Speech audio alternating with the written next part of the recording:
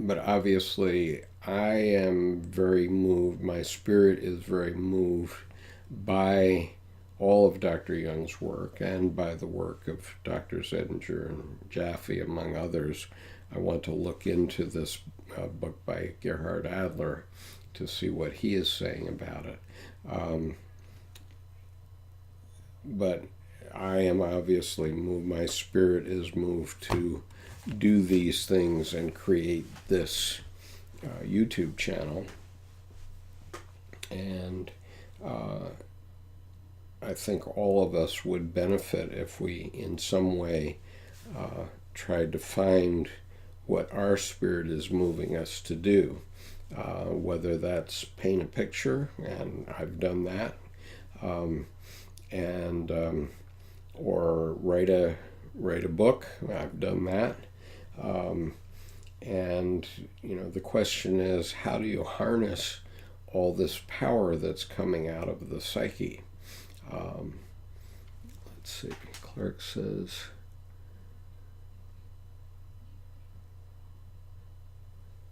so the goal is really to limit what counts as sacred. I don't know whether you mean in the church or within the individual. I think that from Dr. Jung's point of view, he would say that all of it is sacred because everything coming from the self is of God.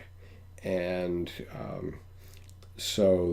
but the problem is the self, the archetype of the self as it's developed in us over billions of years, doesn't have to live in the 21st century. And so we do have consciousness, as Robert Johnson described. Consciousness as, how did he say it? He said, the world is not supposed to work. All it does effectively is produce consciousness. Well, the way it produces consciousness is by things bumping together. And then we have to decide for the good.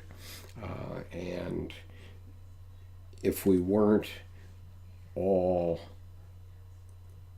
mostly deciding for the good, we would have been extinct long ago, actually. Um, a totally instinctual creature will eat everything, including its mate, if necessary, and then it will find that it can't reproduce. But human beings, because we have consciousness, are able to realize that if we're going to have a human species 100,000 years hence, we're going to have to reproduce, we're going to have to become more and more conscious, etc. And that requires ego. And so we have to develop our ego and then take the light and dark streams that are coming out of our unconscious, out of ourself, and choose the right answer. And uh, that's and that is done by clashes. But overall, the reason human beings are still here is that we've everywhere in the world selected the best answer for us at a given time. Now that has shown different results in different parts of the world, obviously. Those things develop differently in different parts, and the blessings that the United States especially, but also Canada, has had is that we have taken people from every culture and every race and so on, and we've clashed them together. And every time a good idea comes up from any of the groups, we all adopt it. And when the bad ideas emerge, which they do, we crush them out of the system.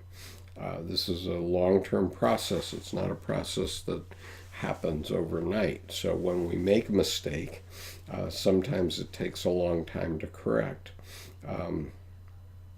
But if you look around the world at the results, and keeping in mind that the European culture has only been in North America for 400 years or so, the results are quite good for our people. And they're reflected in the fact that we have immigration, desired immigration from every country in the world, essentially. And I'm not aware of any country in the world where we have a net outflow of people. And I don't think that there's any other country in the world that you can say that about. And so that reflects at an unconscious level that people from every society have decided that, for all our warts, whatever they are, and they are many, we're still a very good choice for a place to live and a place to raise a family and to have progeny going down through the generations. And this is why I'm always optimistic about especially the United States, but also Canada, although Canada needs a lot bigger population. But Canada is doing the same experience. To a lesser extent, the UK did it because the UK did accept people from their Commonwealth countries over the years, but obviously the UK has limitations in terms of land mass and that sort of thing. So, this is, in my view, I think if I understand Dr. Jung and Dr. Edinger correctly now, in my view, this is the emergence, the literal emergence of the collective unconscious, which is the emergence of the God image.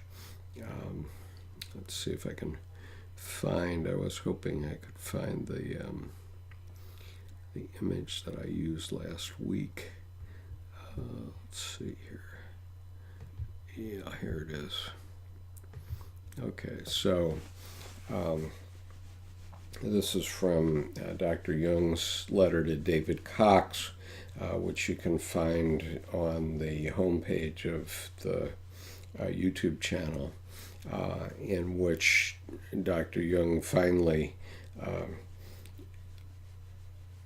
put his cards on the table and said, well, when modern people come to see me, they're perplexed because they don't understand what religion is talking about. And so he makes these equivalencies. And if we take God as the unconscious within ourselves, but also the collective unconscious, and the collective unconscious as it manifests in every country, in every society, every group, there's a collective unconscious that emerges, but the overall results show where God is emerging more, and then Christ is a model for the self and how to deal with the issues that we should all be facing.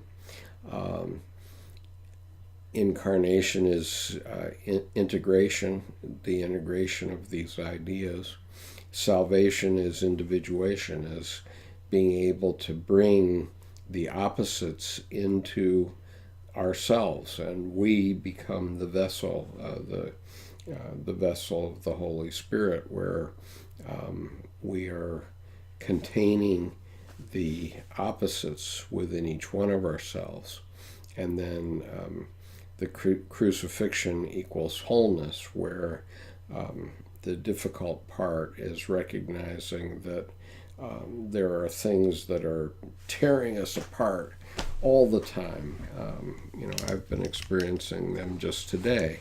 And so as those things tear us apart, they don't make us imitate Christ. We don't have Caesar out there anymore, but we have other things in our lives that tear us apart one way or another, whether it's disobedient children or whatever it is, and maybe family is the hardest because everybody has some member of the family that's the dark sheep, and we still have to love them, and so that's a kind of crucifixion, I guess. But if we can integrate that, if we can individuate that, then that is actually our salvation with respect to our family. Okay, so I'm going to look here. Let's see. Clark says, but the problem was that these things were man-made and thus not sacred. Jung wants us to see things much differently than that. Yes, I think that Jung wants us to understand that all the religions are presenting psychic facts, and if you go back and look at all of them, then you'll see how similar they are. And okay, they manifest a little differently, but so does the family next door manifest differently. And then once you're in a collective, if you're in the Boy Scouts, everybody wears a Boy Scout uniform, and if you're in the Cub Scouts, you wear blue instead of green for your uniform, that sort of thing.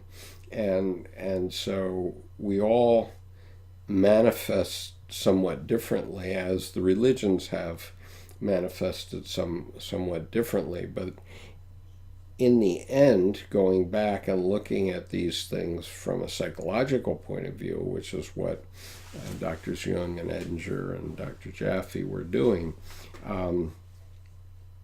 they're saying that we're really all the same, and we ought to